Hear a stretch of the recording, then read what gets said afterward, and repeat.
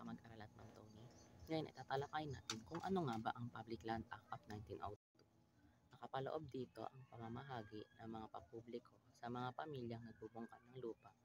Ang bawat pamilya ay maaaring magmay-ari ng hindi higit sa 16 na lupain.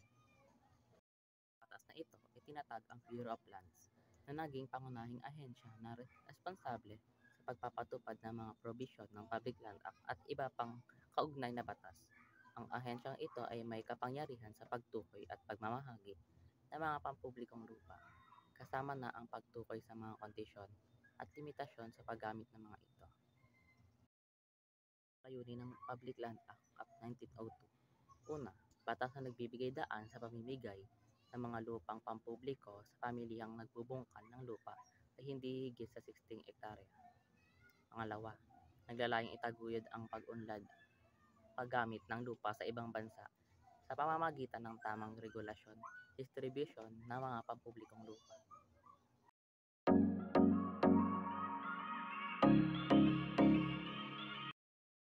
Tapos ang aking presentasyon. Sana ay may natutunan kayo.